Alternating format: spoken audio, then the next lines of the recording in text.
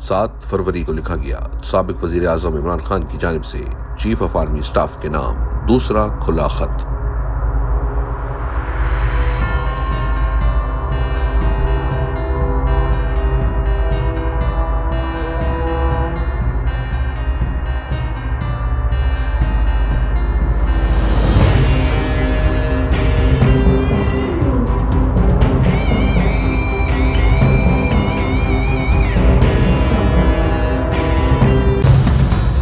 میں نے ملک و قوم کی بہتری کی خاطر نیک نیتی سے آرمی چیف کے نام کھلا خط لکھا تاکہ فوج اور عوام کے درمیان دن بدن بڑھتی ہوئی خلیج کو کم کیا جا سکے، مگر اس کا جواب انتہائی غیر سنجیدگی اور غیر ذمہ داری سے دیا گیا۔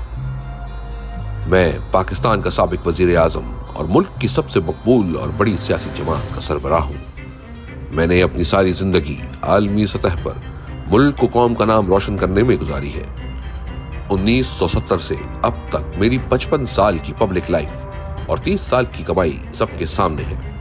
میرا جینا مرنا صرف اور صرف پاکستان میں ہے۔ مجھے صرف اور صرف اپنی فوج کے تاثر اور عوام اور فوج کے درمیان بڑھتی خلیج کے ممکنہ مضمرات کی فکر ہے، جس کی وجہ سے میں نے یہ خط لکھا۔ میں نے جن 6 نکات کی نشاندہی کی ہے، ان پر اگر عوامی رائے لی جائے تو 90% عوام ان نکات کی حمایت کرے گی۔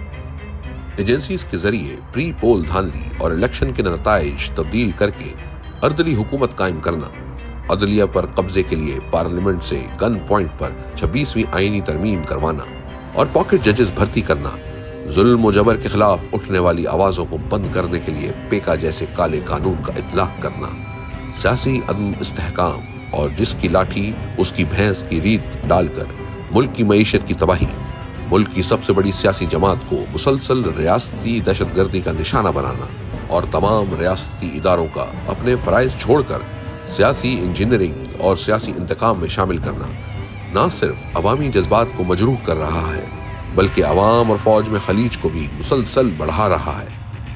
فوج ملک کا ایک اہم ادارہ ہے، مگر اس میں بیٹھی چند کالی بھیڑیں پورے ادارے کا نقصان کر رہی ہیں۔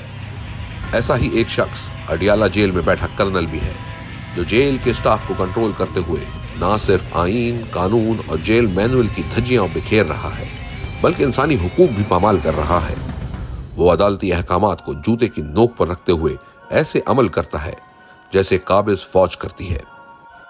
پہلے اڈیالہ جیل کے فرض شناس سپر انٹینڈنٹ اکرم کو اغوا کیا گیا اور تشدد کا نشانہ بنایا گیا، کیونکہ وہ قانون کی پاسداری کرتا تھا اور جیل قوانین پر عمل درآمد کرتا تھا۔ اب بھی تمام عملے کو ڈرایا دھمکایا جا رہا ہے۔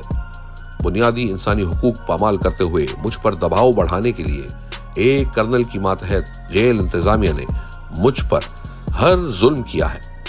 مجھے موت کی چکی میں رکھا گیا ہے، 20 دن تک مکمل لاک اپ میں رکھا گیا جہاں سورج کی روشنی تک نہیں پہنچتی تھی۔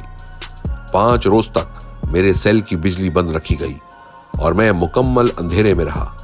میرا ورزش کرنے والا سامان اور ٹی وی تک لے لیا گیا اور مجھ تک اخبار بھی پہنچتے نہیں دیا گیا۔ جب چاہتے ہیں کتابیں تک روک لیتے ہیں۔ ان 20 دنوں کے علاوہ مجھے دوبارہ بھی 40 گھنٹے لاک اپ میں رکھا گیا۔ میرے بیٹوں سے پچھلے 6 ماہ میں صرف 3 مرتبہ میری بات کروائی گئی ہے۔ اس معاملے میں بھی عدالت کا حکم نہ مانتے ہوئے مجھے بچوں سے بات کرنے نہیں دی جاتی، جو میرا بنیادی اور قانونی حق ہے۔ میری جماعت کے افراد دور دراز علاقوں سے مجھ سے ملاقات کے لیے آتے ہیں، مگر ان کو بھی عدالتی آرڈرز کے باوجود ملاقات کی اجازت نہیں ملتی۔ پچھلے 6 ماہ میں گنتی کے چند افراد کو ہی مجھ سے ملوایا گیا ہے۔ اسلام آباد ہائی کورٹ کے واضح احکامات کے باوجود میری اہلیہ سے میری ملاقات نہیں کروائی جاتی۔ میری اہلیہ کو بھی قید تنہائی میں رکھا گیا ہے۔ گن پوائنٹ پر کروائی گئی 26ویں آئینی ترمیم کے ذریعے عدالتی نظام پر قبضے اور کورٹ پیکنگ کا مقصد انسانی حقوق کی پامالیوں اور انتخابی فراڈ کی پردہ پوشی اور میرے خلاف مقدمات میں من پسند فیصلوں کے لیے پاکٹ ججز بھرتی کرنا ہے، تاکہ عدلیہ میں کوئی شفاف فیصلے دینے والا نہ ہو۔ میرے سارے کیسز کے فیصلے دباؤ کے ذریعے دلوائے جا رہے ہیں۔ مجھے غیر قانونی طور پر 4 سزائیں دلوائی گئی ہیں۔ میرے خلاف فیصلہ دینے کے لیے جج صاحبان پر اتنا دباؤ ہوتا ہے کہ ایک جج کا بلڈ پریشر 5 مرتبہ ہائی ہوا۔ اور اسے جیل اسپتال میں داخل کروانا پڑا۔ اس جج نے میرے وکیل کو بتایا کہ مجھے اور میری اہلیہ کو سزا دینے کے لیے اوپر سے شدید ترین دباؤ ہے۔ 9 مئی اور 26 نومبر کو ہمارے نہتے جمہوریت پسند کارکنان پر ظلم و تشدد کی انتہا کر دی گئی۔ پرامن شہریوں پر سیدھی گولیاں چلائی گئیں۔ سیاسی انتقام کی آڑ میں 3 سال میں لاکھوں شہریوں کے گھروں پر چھاپے مارے گئے۔ ہمارے 20,000 سے زائد ورکرز اور سپورٹرز کو گرفتار کیا گیا اور سینکڑوں کو اغوا کر کے تشدد کا نشانہ بنایا گیا۔ ہزاروں بے گناہ لوگوں کو کئی ماہ جھوٹے کیسز میں جیلوں میں رکھا گیا۔ ایجنسیز کے دباؤ پر ہمارے 2,000 سے زائد ورکرز، سپورٹرز اور پارٹی لیڈرز کی ضمانت کی درخواستیں اب تک ہائی کورٹ کے ججز التوا میں رکھ کر بیٹھے ہوئے ہیں۔ جیسا سلوک پچھلے 3 سال میں ہماری خواتین کے ساتھ کیا گیا وہ انتہائی شرمناک اور افسوسناک ہے۔ پاکستان کی تاریخ میں کبھی سیاستدانوں کی گھریلو خواتین کو اس طرح نشانہ نہیں بنایا گیا۔ اس سے ظاہر ہوتا ہے کہ ہماری اخلاقیات کس قدر پستی پر ہیں۔ بزرگ خواتین اور جوان بچیوں کو جیلوں میں قید رکھا گیا۔ میری اہلیہ ڈاکٹر یاسمین راشد جو 75 سالہ کینسر کی مریضہ ہیں، میری دونوں بہنیں جن کی عمر 65 سال سے زائد ہے، سمیت سینکڑوں خواتین کو بے جا پابند سلاسل رکھا گیا ہے اور ان کی حیا کا تقدس پامال کیا گیا۔ نبی پاک صلی اللہ علیہ وآلہ وسلم کے دور میں عورتوں، بزرگوں اور بچوں کو تنگ نہیں کیا جاتا تھا۔ ہمارے دین کا حکم تو یہ ہے کہ جنگی حالات میں دشمن کی عورتوں اور بچوں سے بھی بدسلوکی نہ کی جائے، اور یہاں اپنی ہم وطن ماؤں، بہنوں، بیٹیوں کا لحاظ نہیں رکھا گیا۔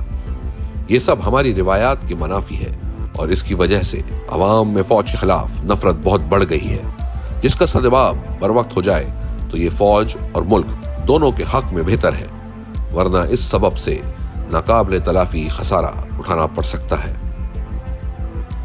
پیکا جیسے کالے قانون کے ذریعے سوشل میڈیا اور انٹرنیٹ پر بھی قدغن لگا دی گئی ہے۔ اس سب کی وجہ سے پاکستان کا GSP+ اسٹیٹس بھی خطرے میں ہے۔ انٹرنیٹ میں خلل کی وجہ سے ہماری IT انڈسٹری کو اربوں ڈالرز کا نقصان ہو چکا ہے اور نوجوانوں کا کیریئر تباہ ہو رہا ہے۔ چند افراد کی خواہشات پر عوامی مینڈیٹ کی توہین کر کے ایسے سیاسی عدم استحکام کی بنیاد رکھی گئی جس کی بدولت معیشت کا برا حال ہے اور سرمایہ کار اور ہنرمند افراد مجبور ہو گئے ہیں کہ پاکستان چھوڑ کر اپنے سرمایہ سمیت تیزی سے بیرون ملک منتقل ہو جائیں۔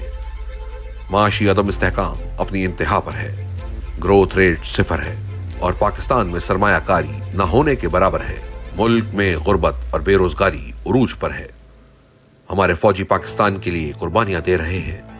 دہشت گردی کے خلاف جنگ میں کامیابی کے لیے ضروری ہے قوم فوج کے پیچھے کھڑی ہو، لیکن افسوسناک امر ہے کہ اسٹیبلشمنٹ کی پالیسیوں اور ان غیر قانونی اقدامات کی بدولت عوام میں فوج کی بدنامی مسلسل بڑھ رہی ہے۔ یہ سب فوج کے حلف کی خلاف ورزی ہے۔ کسی بھی ملک کی فوج اپنے شہریوں کے ساتھ ایسا سلوک نہیں کرتی، بلکہ ایسا سلوک تو قابض فوجیں کرتی ہیں جو خود کو ہر آئین اور قانون سے بالا تر سمجھتی ہیں۔ ملکی استحکام اور سلامتی کے لیے ناگزیر ہے کہ فوج اور عوام کے درمیان کی خلیج کم ہو، اور اس بڑھتی خلیج کو کم کرنے کی صرف ایک ہی صورت ہے، اور وہ ہے فوج کا اپنی آئینی حدود میں واپس جانا، سیاست سے خود کو علیحدہ کرنا اور اپنی متعین کردہ ذمہ داریاں پوری کرنا، اور یہ کام فوج کو خود کرنا ہوگا، ورنہ یہی بڑھتی خلیج قومی سلامتی کی اصطلاح میں فالٹ لائنز بن جائیں گی۔